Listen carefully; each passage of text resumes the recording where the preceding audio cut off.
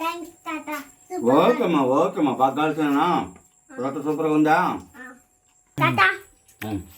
Very good. మన చెట్లో మునగాకు కోసుకుందాం. బాగా లేత మునగాకు. మనం ఈవినింగ్ ఈరోజు స్నాక్స్ మనకు మునగాకుతో రాగి రొట్టెలు. మన చిన్ననాటి రాగి రొట్టెలకి మనం ఇప్పుడు రాగి పిండి వేసుకుందాం.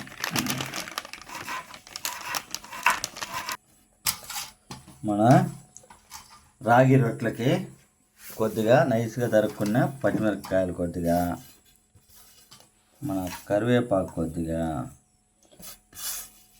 చిన్నగా తరిగి పెట్టిన ఎర్రగడ్డలు, కొత్తమల్లి కొద్దిగా, మునగాకు బాగా నైస్గా కట్ చేసుకున్నాం. మన మునగాకుదా దీంట్లో హైలైట్ రాగి రొట్టెకి. మునగాకు వేసుకుందాం. బెల్లం రుచి బాగుంటుంది కనుక బెల్లం కొంచెం యాడ్ చేసుకుందాం. మనం బాగా అన్నీ యాడ్ చేసి మిక్స్ చేసేసి ఉప్పు కొద్దిగా వేసుకుందాం. వేసుగా కొద్దిగా నీళ్ళు పోసి మనం రొట్టె తట్టే మరిగా గట్టిగా కలుపుకోవాలి.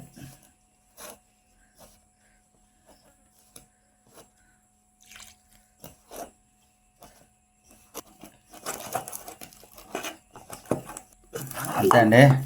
ఇలా ఉండాలండి పిండి. బాగా గట్టిగా పైన వేసి రొట్టె తట్టే లెవెల్కి గట్టిగా ఉండాలి. మనం రాగి రొట్టెలకి పొయ్యి పైన పెట్టుకుందాం. ఆయిల్ పోసినాక బాగా ఉడికెక్కినాక ఆయిల్ పైన పెట్టి రొట్టె మన చేత్తోనే ఇలా తట్టుకోవాలి.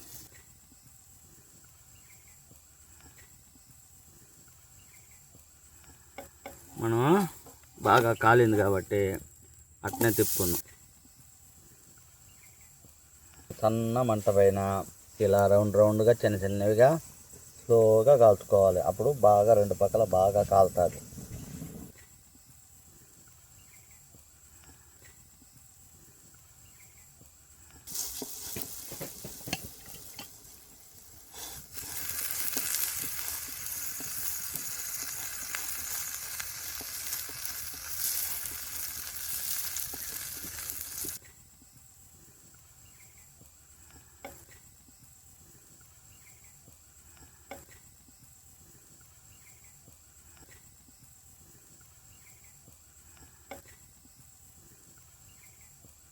ఇలా నిదానంగా మార్చి తిప్పుతూ స్లో మంట పైన కాల్చుకోవాలి. అప్పుడు బాగా కాలి చాలా రుచిగా వస్తుంది. కాలిపోయింది, ఇంకా తీసేద్దాం. తీసి ఇలా పక్కన పెట్టుకుందాం. ఇక్కడ ఏం చూస్తాను ఫోన్లో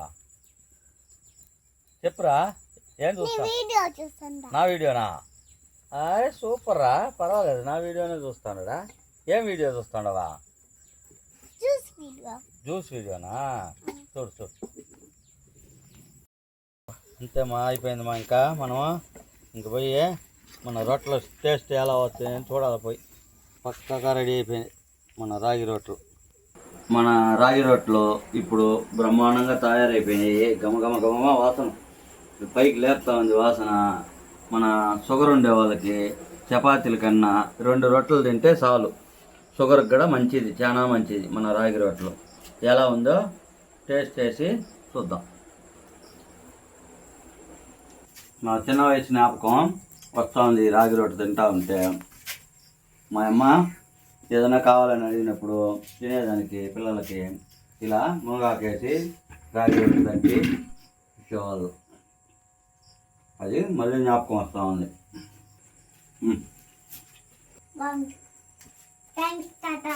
ఓకేమ్మా బాగా కాల్చినా రొట్టె సూపర్గా ఉందా?